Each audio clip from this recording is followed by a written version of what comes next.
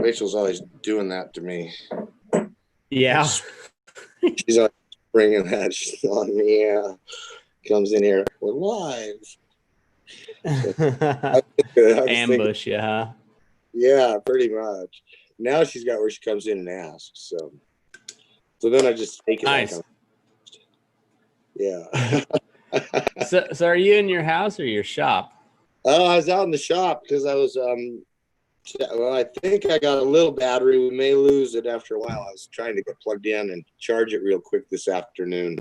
So yeah, so I was in the shop showing my daughter some stuff I'd been working on and trying to get this thing put together to hook up with you. So yeah.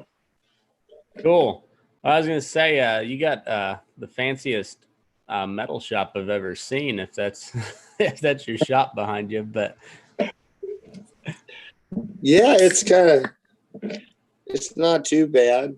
It's kind of funny. I got it's insulated and everything, and it's pretty kind of nice, but I didn't have the money for plywood or anything like that. So every time we were in Weimar, I'd ask them for all the big, thick pallet cardboards that they had, and I'd bring a bunch of them home and staple them, cover up everything. And so it's got kind of plywood and cardboard and a little of this and a little of that covering everything up. And the kids have wrote on it, and I stick up different flyers over the years.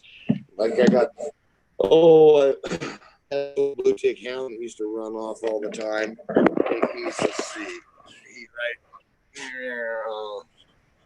right there, Boomer. So nice.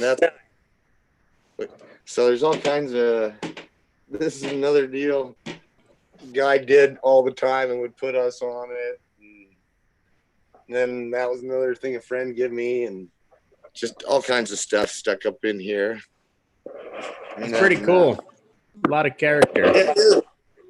It's kind of neat. I think of moving sometimes and whatever, but of everything I'd hate to leave, it's the shop, because there's on the walls are little doodles and writings and brands and marks and stuff, and we've skinned bull elk and llamas and bears and cougars and put up bobcat hides, and oh man, just done so many different things right in here, and different people, and played music. And so it's just got a lot of memories in it. And it's like the house out of but well, there are a few spots in the house, but out here people kind of their mark on the walls and stuff, so it's kind of cool. So that's awesome. Especially my kids, they've left a lot of stuff, and my wife, they've left little stuff. What's up, babe? No, never mind. You got a flat tire? Yeah, the air compressor's too noisy for this late. They're riding bikes around and fiddle farting. Yeah, so it's pretty cool. Chasing dogs. Right on. Yeah, that's the nice thing about working out of my shop like this. It's like sometimes I get really frustrated because we're right in the middle of something and somebody needs something or something's going on, but I'll have a colt tied up out here, and I'll go out and mess with that colt for half an hour and then tie him up, come in here and go back to work, and go out and go for a ride with the kids and come back and go back to work. And so it's pretty nice. Yeah. Yeah. And then that's awesome. Yeah, it has been pretty cool, actually. So cool. So how was the winter up there in Oregon? Oh man, it was like wide open, just nothing. Not really. I told everybody I wasn't going to complain one bit, because it was like I'm a big supporter of global warming. I'm like, if they'd get palm trees to grow here in Silver Lake, palm trees and golf courses, I'm all for that. That'd be cooler than hell. Yeah, I just wear some flip flops around all year, and shit. I don't know. I could deal with that. You're a metalsmith. You could make you a set of spurs to go on your flip flops too, so you could still rake down them bad ones. after watching them guys in Argentina and shit on Instagram, holy crap. Yeah.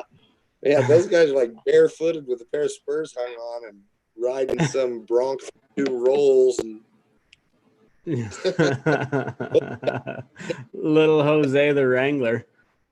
woo. Oh my God, I watched that video of guys tipping them cows over and riding those goofy horses the way they do with just a rope around their belly and shit and just snub them to the post and let them loose and crap. And God, then they rope stuff just tied off to the back cinch and all that. And oh my God. Rachel, she says, God, it's getting so crazy around here. We just got to check out. We're just going to grab all our shit. Hell yeah. I don't think I could hang with those guys. Shit. I don't think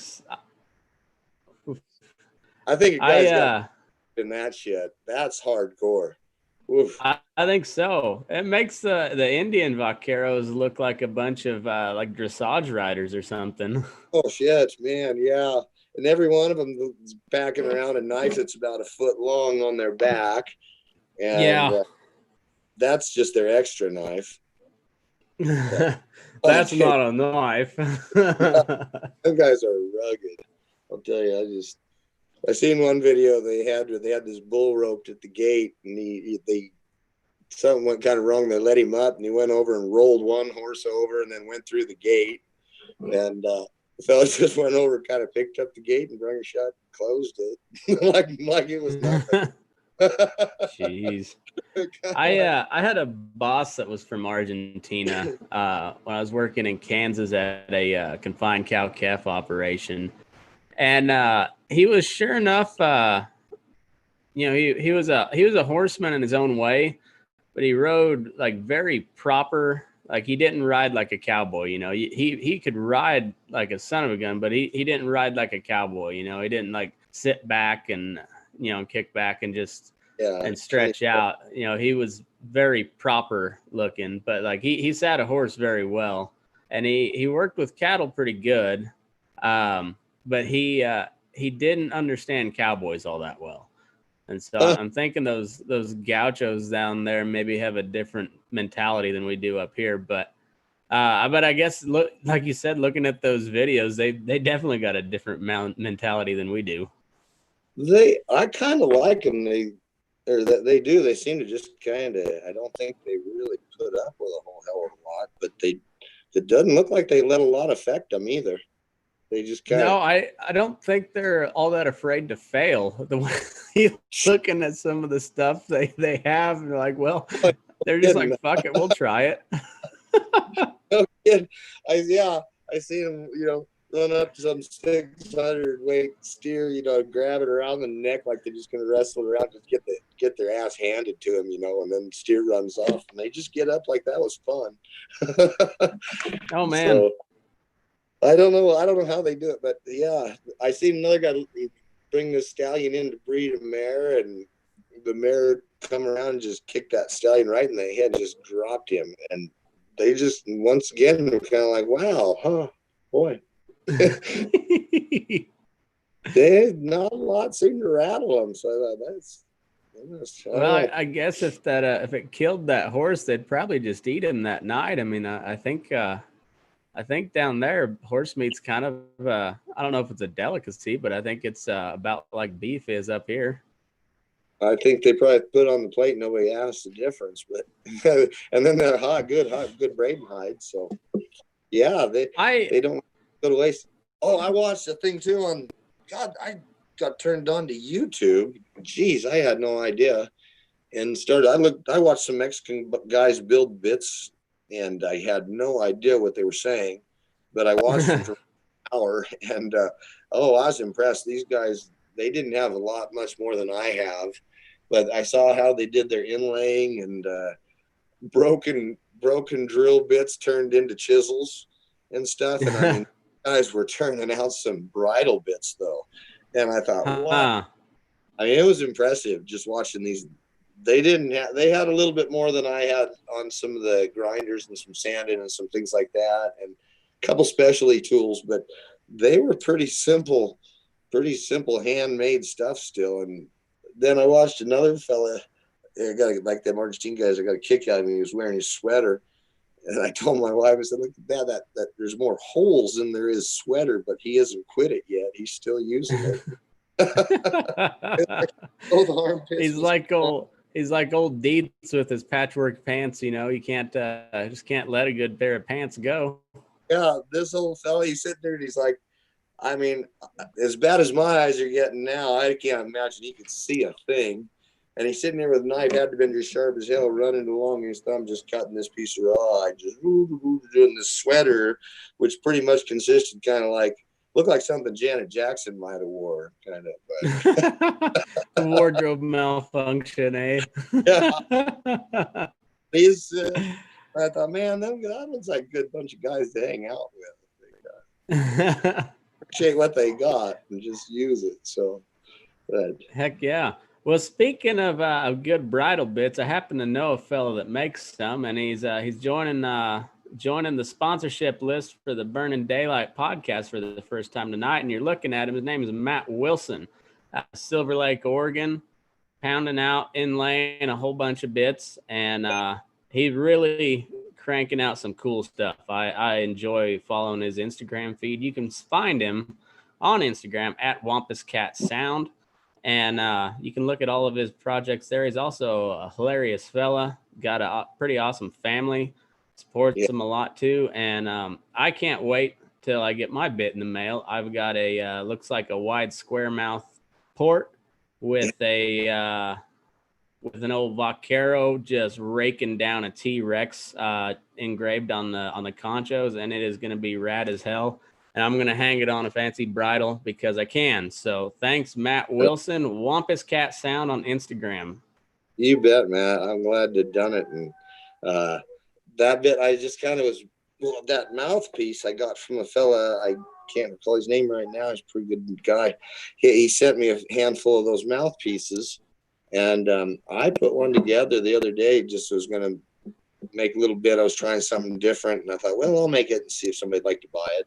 And I had a couple folks interested in it. And, but before I'd sold it, I kind of hung it on put a little bit of an outfit together with it. And I went down and I was out here and my wife said to ride her mare because I'd left my gelding down with my daughter and son-in-law. And so I says, well, all right, I'll get just try this new bit out. And she'd never been in a bridle bit before, just kind of a 3-piece snaffle, whatever. And so I hung it, kind of picked up on and rode around a little, and we trotted over to my folks' arena.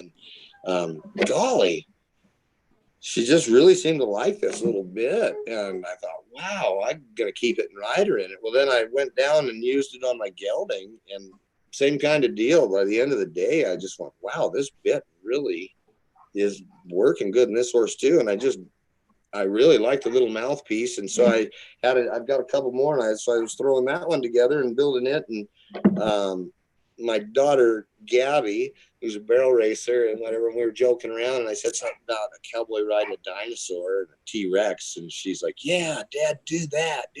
So I thought, well, if the hip young crowd likes it. There you go. If the TikTok generation digs it. Yeah. So, and she rode around on a little mare, and it looks really nice. And I thought, man, that's a neat little bit. And yeah, I hope your mare does good in it. I've really lucked out. Most of the bits I built, I don't know how all of them have been, but I've heard back a lot that the horses like them. And so that's kind of neat. I'll share my screen. I'll put a picture of those bits up, or that bit that you're sending me, and so the audience can see what we got going on, because it's pretty damn cool. I'm telling you, I'm pretty stoked, because it's kind of a nice blend between the California Vaquero style bit and like your grazer bit almost, and it's just kind of a cool combo, I guess. And I come from like a grazing bit type background, but I'm kind of working my way into doing something with a snaffle, or I mean, not a snaffle, but a spade. So like that's a good kind of transition bit, I guess. And it looks cool as hell. So well, in the cowboy world, that's pretty high up there. The hell, I appreciate it. I've always loved bridle bits, and I've just always loved a really nice There we bridle. go. So I learned from a fella, Brent Johnson, really, really, really kind of how to bridle up a horse, and went on from there. And I don't know, it's just been kind of that natural progression, maybe, to get back to making bits.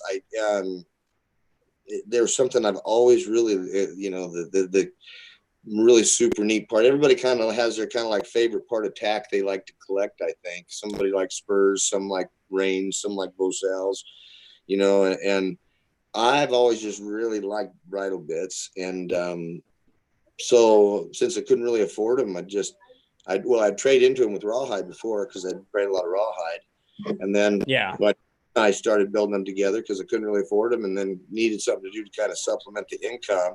And we turned out some pretty nice ones together. And he just didn't want to go at it that hard, and so I kind of went away from it again. And Rachel really was like, "Gosh, Matt, you should really build some bits again." And I thought, well, I always do like them, and I ought to try it. So I threw some together. Hey, hon, I'm on the pod with Matt. You want to come say hi? Anyway, she just got back from town. Oh, But she was like, "Yeah, you should build some bits again." So I started building bits again, and they started kind of taking off, and I was selling them here and there. And I like to build kind of different stuff that is always hard to trade into or get. And so and then now just kind of like to build stuff that's different than everybody else, just because can't really measure up to them guys. They build some pretty nice stuff and pretty intricate. And so I kind of just do my own thing and build my own kind of style. But I think about the horses, and I think about, different stages a horse might be in. So sometimes I built a spade. I got a spade here. Let's see. I don't know if you see that or not. Got Wile E. Coyote there, and he's got Roadrunner down. That's Hezzy Garva's bit. That's Magarva. And he's riding some big old draft crosses, so he asked for a pretty big old spoon on that thing. And so I put that together, and I measured it up. Idea, but yeah, I put that up in a draft horse skull that I had, and gosh, it just sat in there just beautifully. And Hess rode it. I had to do a little repair on it for him that I kind of missed, but he said, "Gosh, man, the horse just really liked it." So now I got to build a set of matching conchos, and I think I'm going to do Wile E. Coyote standing there kind of cocked off in a set of like maybe Woolies with his rope. And his wild rag just kind of. So I think I'll do him stand and for the conchos for the bridle, and it'll match. Heck yeah. So, but it's like they're all. It was funny. I was joking with my daughter the other day, Gabby, and I said, it's funny, Gabby, because it's like, you can't ride every horse the same, but you got to ride every horse the same. And she goes, "I get it, Dad. I know what you're saying." And I'm like, "Yeah, you know what I mean." And it's like, not every horse needs the same bit, and so I just really like to try to build different kinds, and then sometimes put a really unique mouthpiece in a different cheek that somebody wouldn't expect. So, maybe a horse that isn't so far along can ride in a pretty fancy cheek or something. But anyways, it's been good. Yeah. So we had a guy asking for a link here. I'll type it in there later, but at Wampus Cat Sound on Instagram, WAMPUS Cat Sound, all one word. You can check out his bits there, but and then that's awesome. We've got a little Ranch Factor television too on YouTube that's got a little bit of stuff on it too. So heck yeah.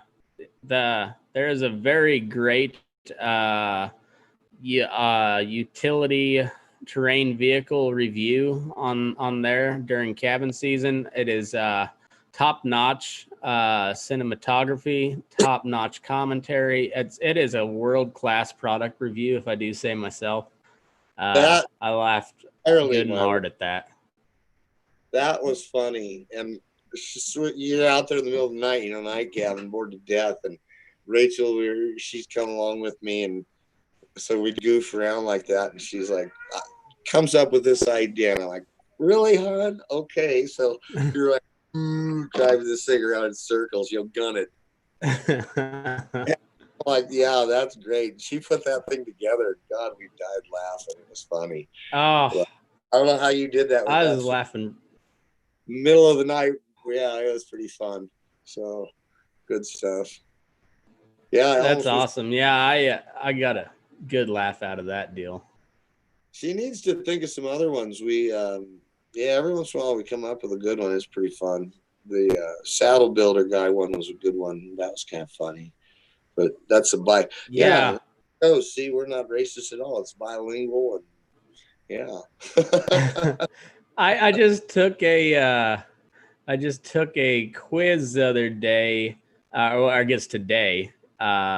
It was the race how racist are you quiz, and I passed with flying colors. I got an 80% racism, and That's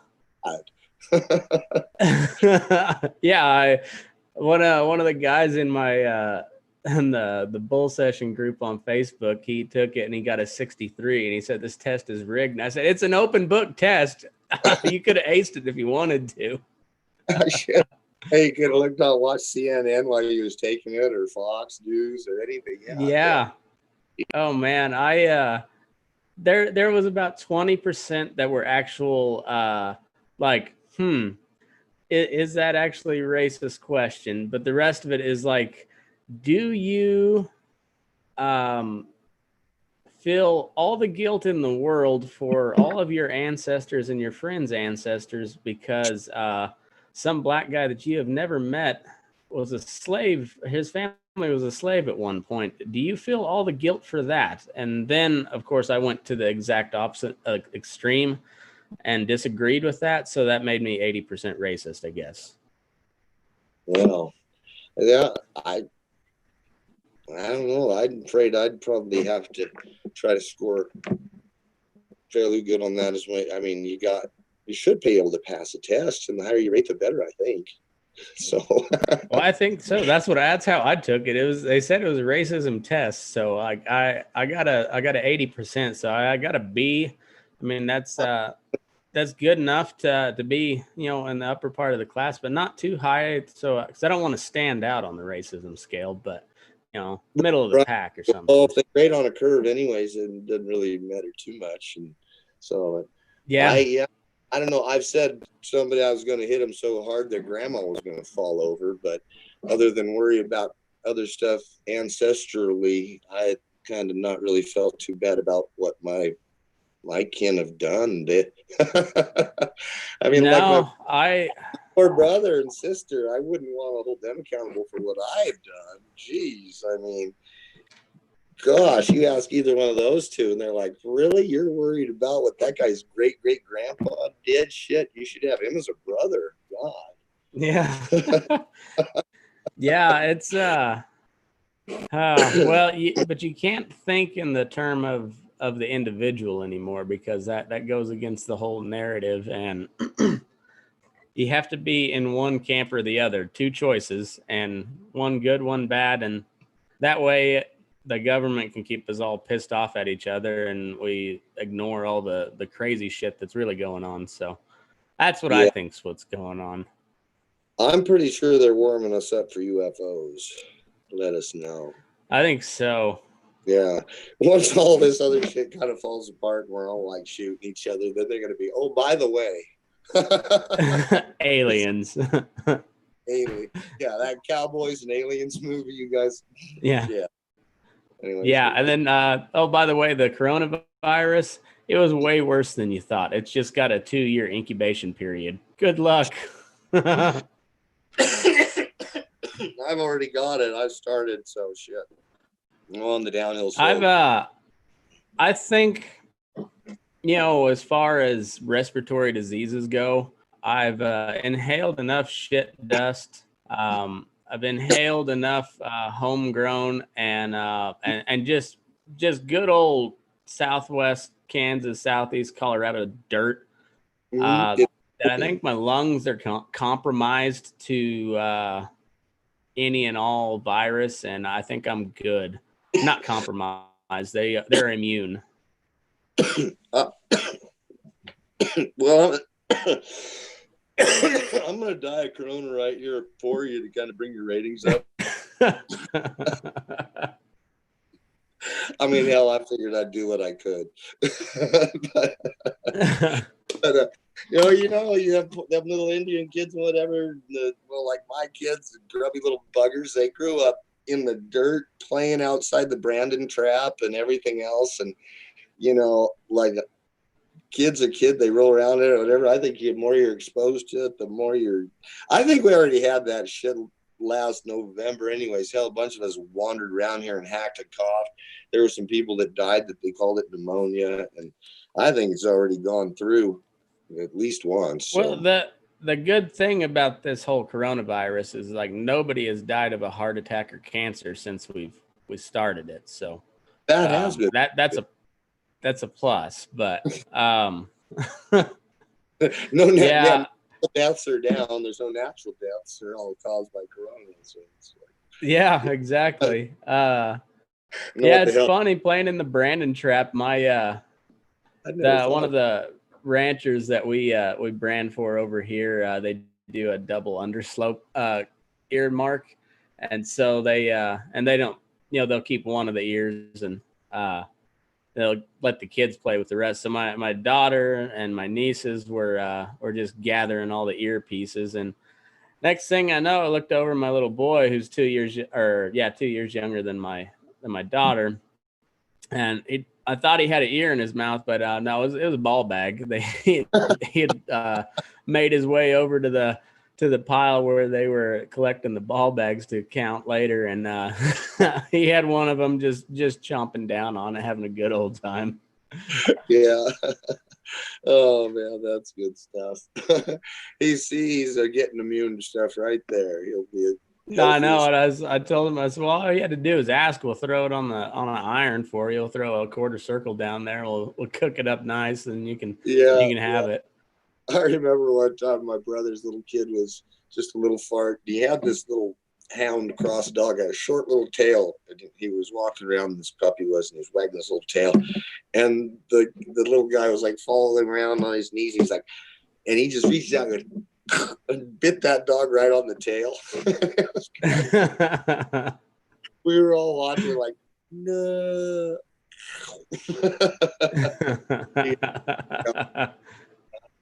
That was pretty funny stuff. Entertainment when you're simple, I guess. Oh yeah, well, that's simple entertainment's the best entertainment. Yeah, unless it's practical jokes, the more intricate that those are, the better, I think. Oh yeah, gosh, I can't remember. We used to have a Bigfoot outfit. When we had hounds, that was fun. So we go out. Yeah, you were telling me about that. That is hilarious. Yeah, I bought it off eBay. I bought this gorilla outfit, and we had hound dogs. We'd run bears and run around and stuff. So every once in a while, one of us, we'd go out and get ahead of one of the other trucks if we were running around at night, and then wait for them to drive between us and run out in front of them. And it was funny as hell. Friends would be like, "Oh damn, I just saw a Bigfoot." We're like, "No shit, are you shitting? I swear to God." I mean, like, and they're just normal guys like you and me, and they're like, "Mother, has you seen a Bigfoot?" But one time it was Rachel in the suit, and then one time we were doing it in the daylight, running around, and she come up from the hill, below the hill there, because we stopped and set up our friend with his dogs, and we were all kind of having a beer, leaning on the tailgate, and his dogs were in the box, and she comes stumbling up out of the hill from below like Bigfoot. We're like, holy shit. And his dogs, they started to bark, and then they just were like, what? And we were joking around. He couldn't get them out of the box to put on to not climb out of the box. We gave him a lot of shit about that. So, but then he did decide to run out and hump Bigfoot. He jumped. Yeah, so that was pretty fun. He made up for his dog. We took one of my buddies snipe hunting one time, and we dropped him off down this creek bottom. So it's pretty. You guys are pretty well in the mountains there where you're at, aren't you? Or are you out on the sagebrush? We're right at the mountains where it goes to sage. So yeah. Okay, so I grew up on the short grass prairie, and the old joke is your dog can run away, and you can watch him run away for 5 days, and it's you can see a long ways out there. But yeah, we found this old creek bed, and we dropped him off, and then about 2 miles down the creek there was it wasn't it might have been about 2 miles walking, just meandering through, but it was about a mile, as the crow flies. But and we told him, give him a gunny sack and a stick and a flashlight, and told him what yeah, well, he just told him you had to be like, here, snipe, and and then yeah, somebody jumped out of a tree on him when he got to the other end of the creek, and uh he claims he didn't shit himself. I'm pretty sure he did. I know he had to have peed a little bit, because I would have if I was him. But yeah, a kid jumped out of the tree on him, and I don't know how he didn't have a heart attack right then at 17 years old. But Yeah. it was but we'd been setting him up for this snipe hunt for a good 2 weeks, probably, like just building up to it, laying the groundwork. It was a long con. Mm, Totally worth it. I don't think he's forgiven us yet. We're still good buddies, but I don't think he's forgiven us for that one. yeah. Let's not talk about it, kind of thing. Yeah. Pretty well. Yeah. I bought my father-in-law a T-shirt for his birthday that's got it's a silhouette of Sasquatch carrying the Nevada flag. He's pretty sure that he saw a Squatch one time when he was hunting. So and he talks about it. Maybe not every night when he comes in for dinner, but at least every other night. Oh, And so I felt that was just fitting, just old Squatch carrying the Nevada flag for him. yeah. Yeah.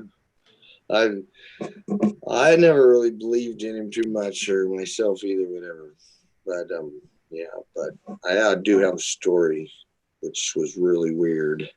But oh, it was like we went down to Northern California to scout some bear country, and me and the three older daughters went into this old ranger kind of outpost. It was one of their outstations there, and it was like closed down, but there was like a little camp area there, kind of circle deal.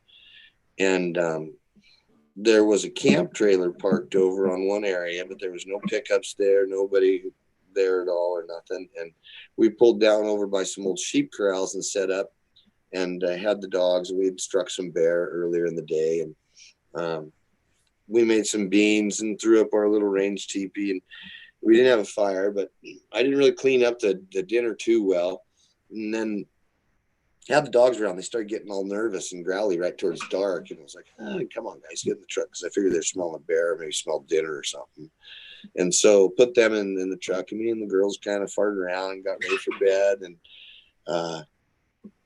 the dogs just kept growling in that pickup truck. And they're like, and they wouldn't really open on them, but they just growled and growled. And I kept talking to them. And so pretty soon we could hear something like over on the edge of this little meadowy area in the trees, just kind of like walking along. And the girls got kind of scared. And I was like, girls, it's okay. We got all the dogs. It's probably just a bear. And so I got up, went outside, had my pistol, and I yelled, "Bear, get out of here," and the dogs barked a little or whatever. And so went back in. A little while later, we could hear it walking around again, just same kind of deal around the outside there, and went out, yelled at it again, and dogs barked and stuff. And I was like, wow, that's kind of crazy. And this damn thing keeps coming back. And I'm like, it's really kind of the shits here. I just have this way. I called the state cop about going down in there and scouting, because it was kind of a high profile area. I'm getting low battery. Anyways, it's kind of a high profile area deal. And he knew I was going to be down there, and he was like, yeah, he's a really cool guy. I was like, yeah, just don't hunt, and just Katie told me kind of what to do and what not, and to be careful. And And so I'm thinking, this is great. I'm going to be down here, fiddle farting around, and the stupid freaking bear is going to keep coming in. I'll have to shoot him. And then I'll have to explain, like, I always end up like this. And so, but I keep yelling at the thing and it won't go away. And pretty soon, how like on them damn Bigfoot shows, they talk about this knocking sound. Well, it sounds like somebody's driving tent stakes over there, like. And then, yeah, and the girls and I are like, oh shit. And the dogs are barking, and so I'm listening, and they went. It just sounded like somebody driving some wood tent stakes or some plastic tent stakes. And so I got out, and the dogs were barking. I told them be quiet, and I said, "Hey, how are you doing over there? Sorry about the dogs." And they didn't answer, didn't nothing. And so I go back and get in my little teepee there with the kids, and they go back to driving tent stakes again, and the dogs start barking again. And I go out and yell at the dogs again. I yell louder this time. Hey, I'm sorry about that. Sorry about the dogs. So we shit. And the moon comes up. It sounds like total bullshit, but I go out and I'm looking around. I can't see any bear enough and nowhere. And I hear it knocking every once in a while. And I stop yelling at these people because I think, well, they're just going to get, So finally, we got tired and fell asleep. And next morning, we woke up and early and took off like before dark to go scouting bears again. And we drove right out through there, and there was still nobody camping. There was nobody at that other camp at the camper. There was no one around the next day when we got back, and we were like, what the hell was that last night? And so we told the wife when we got home, all of us told her the stories, and she is an avid Bigfoot knowledge. She's studied them for years, and she confirmed pretty surely that we had been harassed by Bigfoot. So evidently he didn't care too much about our lives mattering. Bastard. Yeah. Yeah, Bigfoot, they're the real racists. They hate us all. Yeah, everybody who doesn't have hair all over them they don't like. So yeah. So has Rachel seen a Bigfoot, or she's just convinced they exist? She's pretty sure there's enough evidence to support them. So, and with half the shit the Democratic Party supports, I'm probably thinking Bigfoot is real.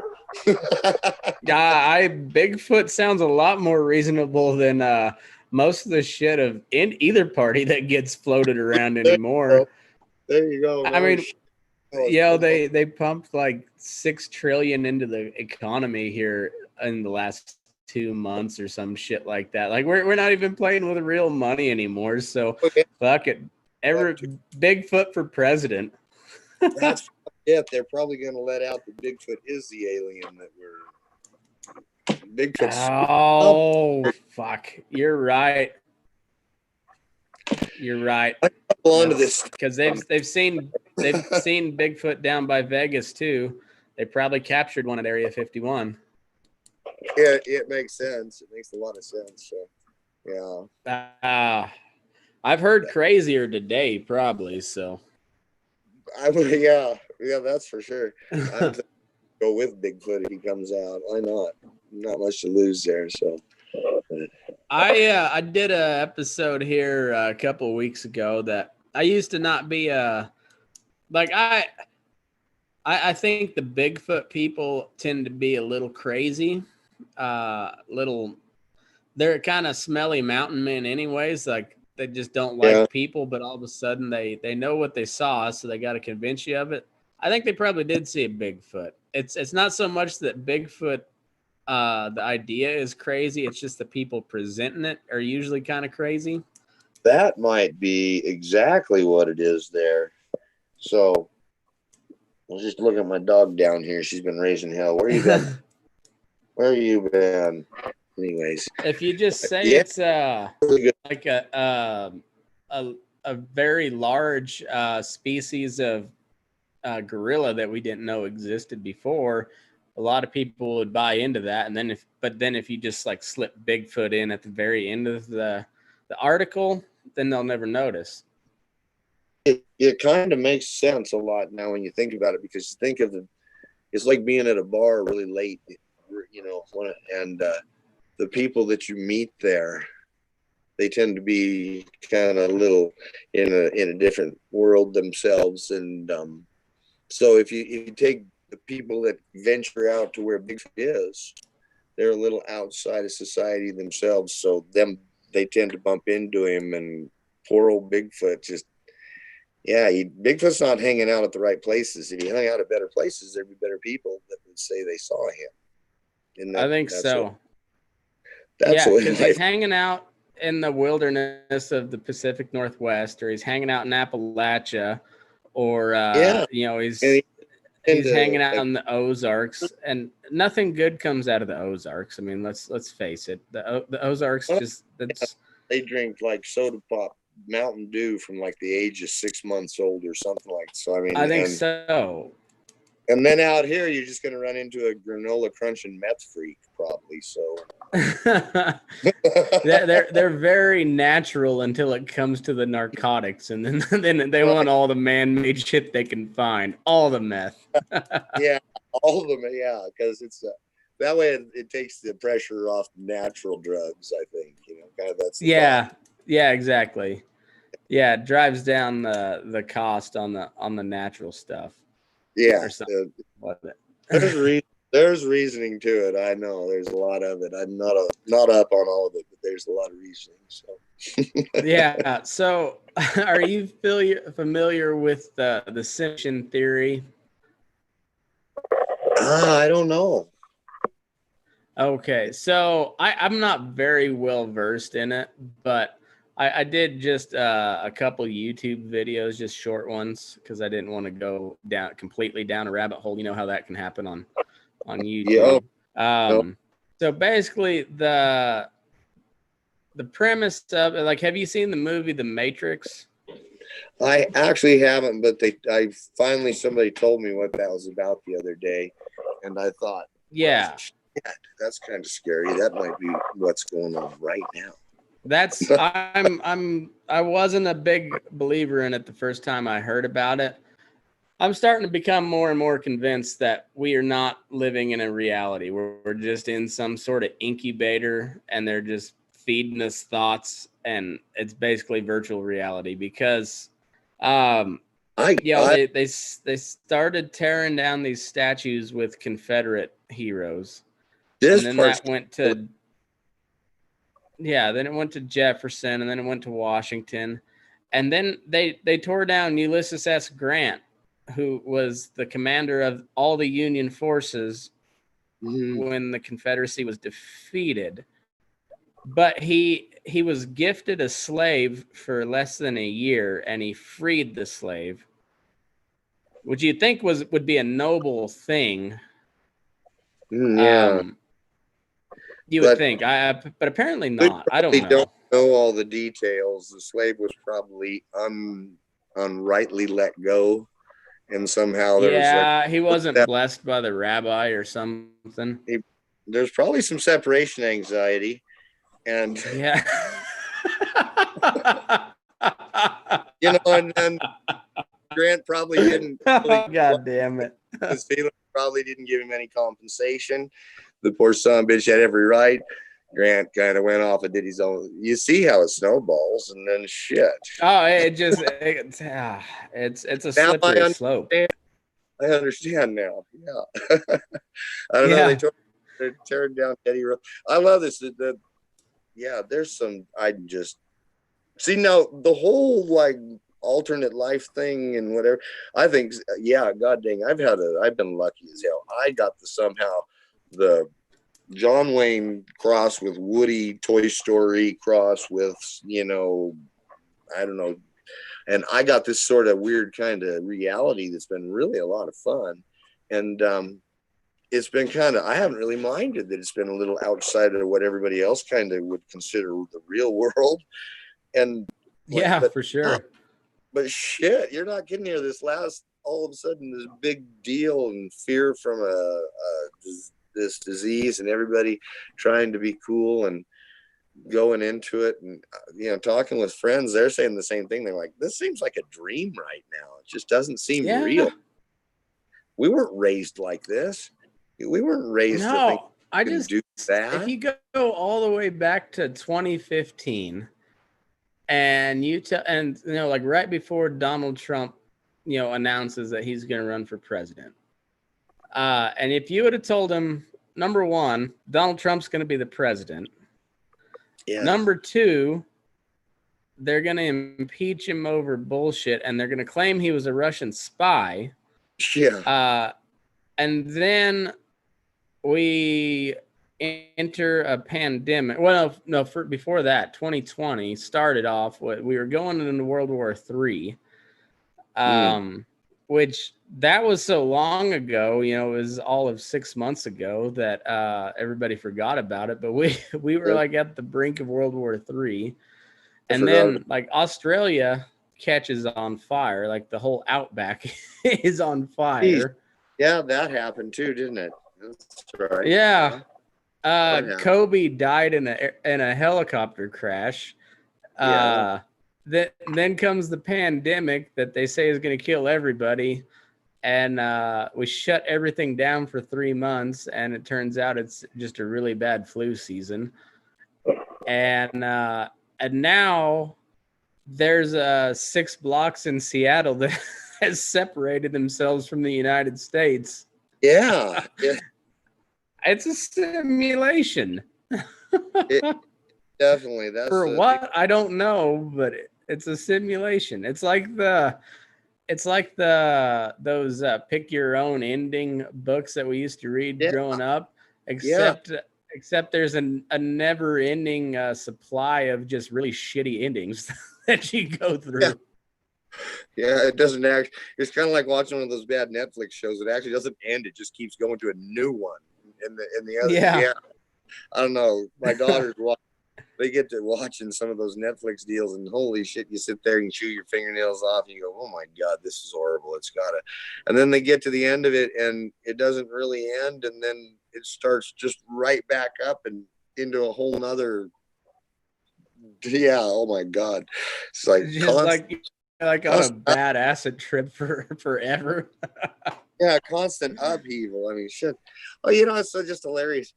I was just thinking of another great story. Is me and a friend one time, I'd run a tree limb into the side of my firewall of my tire, and we got a flat tire way up in the woods, and so we didn't want to leave my dog, we didn't want to leave my rifle, and I didn't have a spare, so we pulled the flat off and rolled it down, and we got a ride into town. And we didn't have much money. We made a phone call back when they had pay phones, and we're sitting on this flat tire with a rifle leaned up and a dog, and we'd gone through our pockets, and we had like a couple bucks in change, and so he went in the 7-Eleven there to get something we'd agree on. So he comes over to the window, and he had like a Charleston Chew and a 7-Up or something. I'm like, and so he goes over and pays for it, and he comes out, and here we are sipping on this thing, divvying up the candy bar. And we're bullshit waiting for our ride to come. And I look over, and I see this look like a pistol duck back behind the wall of the 7-Eleven. And I was like, whoa, this is Dan. Didn't like it. And I look, and here's this police officer, and he's like leaning out around and he's like that. And when he sees me again, he ducks back. And I'm like, now I'm like, holy, I'm like, Dan, there's like, and we look up, and holy shit, there's like 3 cars whipped in here now, and they're all got their guns pointed at us. And we're sitting there, and my dog's like, yeah, just about then a ride pulled up to pick us up. And we're, oh my god, you're gonna get mowed down at the 7-Eleven. And yeah, they came up, and no, that's when I told them, I said, no, fuck you, sons of bitches. And,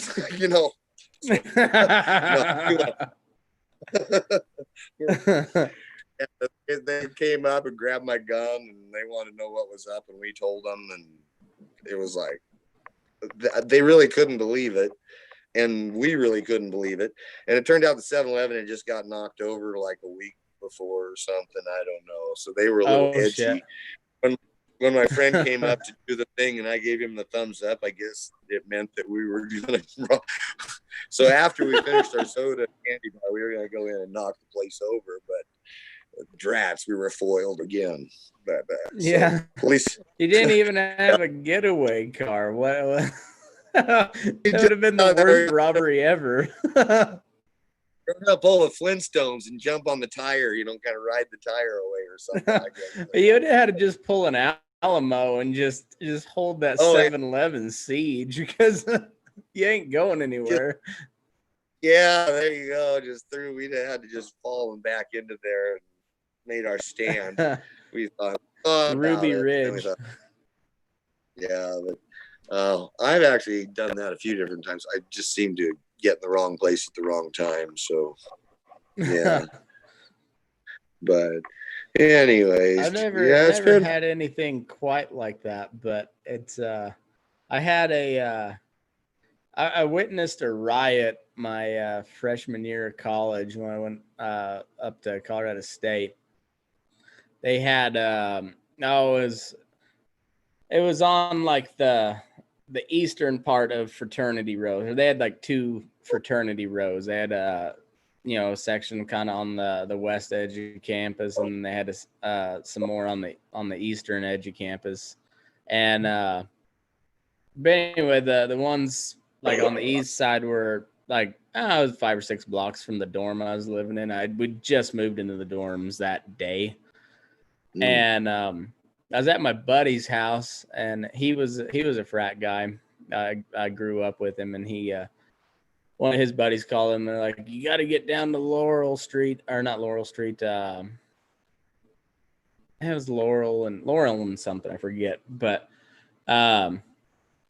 he's like, it's a fucking riot down here, and we thought, he was just cool guy talking, thinking it was a really big party. No, like there was couches and shit out in the street on fire, and car turned over, and luckily we were on the south end of what was the name of that cross street? I can't remember, but we were on the south end of it.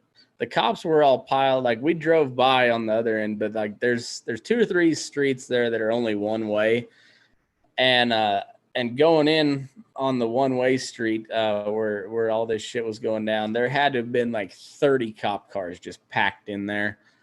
And and that like everybody had their riot shields out and shit, and we're like, holy fuck, what is going on? And we saw this guy on a bicycle hauling ass out of there, and like he was straight scooting on this thing. I mean, he could move, and he's looking behind him, and he just kabam right into the side of a cop car, like somersaulted over the hood, and just never missed a beat. Just came up running and just he was gone. So we obviously went back around to the other side to see what the hell was going on. And so we roll out of the pickup, with several beers in hand and what. And then next thing I thought it sounded like somebody was setting off those mortar shell fireworks. Now it was tear gas canisters, and I was like, oh. Jeez. Well, I think I'm out now. I think I'm out. And there was another guy. He was like 3 or 4 years older than me in high school. He was like, I've always wanted to get tear gassed once in my life. He's kind of a long hair hippie fella. And so he just he grabbed a couple beers and just took off trotting towards the gunfire, or not the gunfire, the tear gas canisters. And I know my dorm is right over here, and I'm headed that way. Yeah. And so we started taking off down I grabbed I think I had 8 beers tucked in.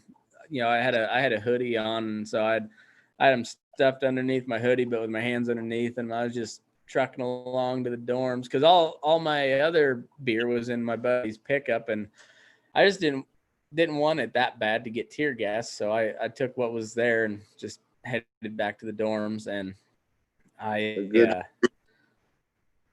saw a guy jump through one of those big plastic real estate signs, and I don't know what for. He was just really drunk, and he jumped through it, splintered the whole thing. I was like, I kind of laughed at it, kept on going, and then I got about a half block down the way, and 2 cops came running over me. One was this great big black dude, and I can say that because I got an 80% on my racism test. Yeah. So you recognized him and you identified him correctly. Good job.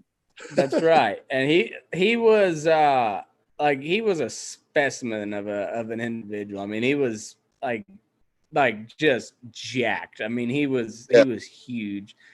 And then there was this little lady cop, and they came, like, they were hollering at me like, freeze. I was like, let me see your hands. And I was like, fuck, I'm 18 years old and I got at least a 6-pack underneath my hoodie. And then like somebody called on the radio and they're like, continue on. And then they took off, and the guy that had just jumped through the sign was still like laying on his back, all dazed. And he like looked up and saw these two bearing down on me. He goes, oh fuck. And he jumps up and takes off to run. And that little lady cop took out his knees, and then the big old black dude just, they high-load the fuck out of him. And I kind of laughed, and one of them, I forget which one, looked at me, and I just kind of whoop. Exit stage left. Yeah. I'm coming from 20 miles south of Walsh, Colorado, population maybe 500 in the mailing district. Seeing that, and I was like, I'm going to go back to my room now. I think I've seen enough. Yeah, holy cow, doing that.